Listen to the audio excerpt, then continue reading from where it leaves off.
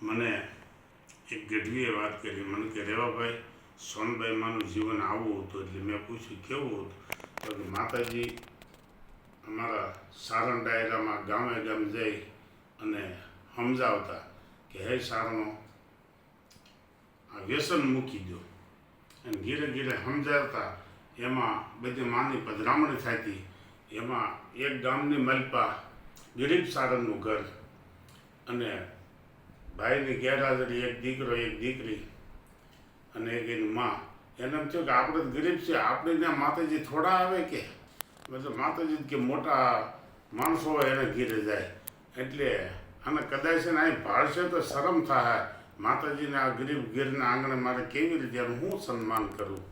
એટલે એને ખડકી દઈ દીધી. પણ ખડકી બહારથી દીધી. કેવી રીતે? ખડકી થોડીક તૂટી ગયેલી ને અંદરથી બંધ કરી અને હાથ નાખી અને બહારથી હાંકલ દઈ દીધેલી. પણ આ તો ભાઈ માં છે, મનની જાણે એ માં. જ્યારે ત્યાંથી નીકળે તે એને આરે ઝવેરચંદ મેઘાણી, શાયર, કવિ કાગ, આવા મોટા મોટા માણસો. અને ત્યાં નીકળ્યા એટલે માતાજીએ નજર કરી કે ભાઈ આ ઘર કોનું? તો એ સારણનું છે. પણ ત્યાં કોઈ છે નહીં કે ભલે કે ન હોય કે ઉગાડો કે એને ગોળાનું પાણી પીને વી આવીશું.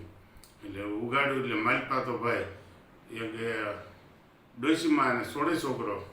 અને એમ થયું વાહ હા હા, માતાજી તો ભારે કરી કે માતાજી આવ્યા એટલે દોડ ખાટલી હતી, એક ખાટલા તૂટલા ગોદડું પાથરી અને બેહાર્યા કવિ કાગને ને એને હારે જે માણસો હતા એને. અને એ બાય દળતી હતી ને એટલે માતાજી સોનબાઈમાં સીધા ઘંટલે પૂગી ગયા. ઘંટલો રહી અને બે મુઠ્ઠી ઝાડ નાખી અને દળવા મળ્યા. દળતા હતા એટલે કવિ કાગને એમ થયું વાહ જોગમાયા વાહ.